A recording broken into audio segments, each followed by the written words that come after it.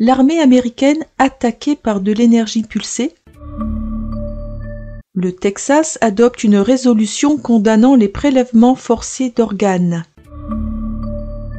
Le comité des services armés de la Chambre des représentants des États-Unis a tenu une séance d'information le 21 avril. Lors de la réunion, des responsables du ministère de la Défense ont déclaré que le personnel militaire américain était soumis à travers le monde à des attaques de plus en plus fréquentes par radiofréquence à énergie dirigée. Le ministère de la Défense est particulièrement inquiet pour les troupes américaines en zone d'opération qui sont vulnérables à ces attaques. Le ministre de la Défense n'a pas de certitude quant à l'origine de ces attaques, mais la technologie nécessaire à de telles attaques pourrait provenir du Parti communiste chinois ou de la Russie. Depuis fin 2016, des diplomates américains à Cuba, en Chine et en Russie souffrent d'une mystérieuse maladie appelée syndrome de la Havane. Les symptômes comprennent des acouphènes aigus, une pression auriculaire, une perte d'audition et d'équilibre ainsi que de la fatigue, des maux de tête et même des lésions cérébrales.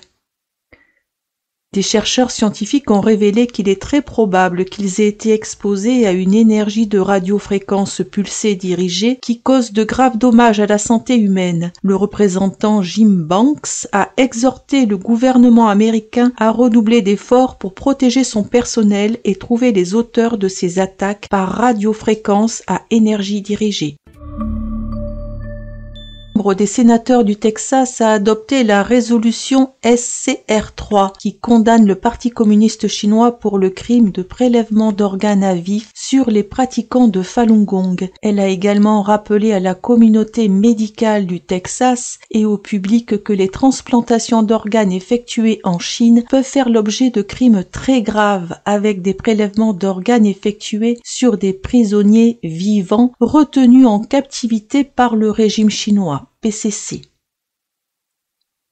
Le projet de loi a été parrainé par Angela Paxton, la femme du procureur général du Texas Ken Paxton, ainsi que par Donna Campbell et la sénatrice Lois Kolkhorst, ROK.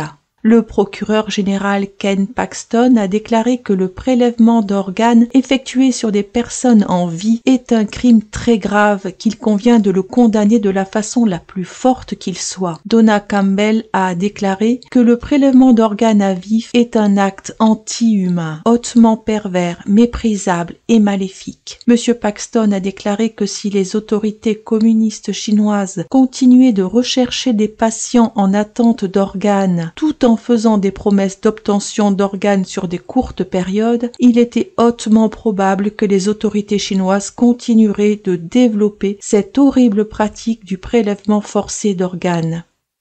Il espère que le projet de loi servira également à rappeler les dangers de traiter avec le Parti communiste chinois au Texas.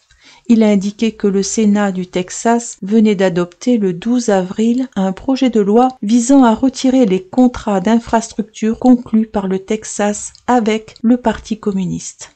Un groupe constitué de témoins chinois ont assisté et participé à cette audition de la Chambre des sénateurs du Texas le 31 mars au sujet de cette résolution. Parmi eux se trouvait Liu Xiaobin, un ancien instructeur de police de la ville de Dalian, dans la province du Liaoning, dans le nord-est de la Chine.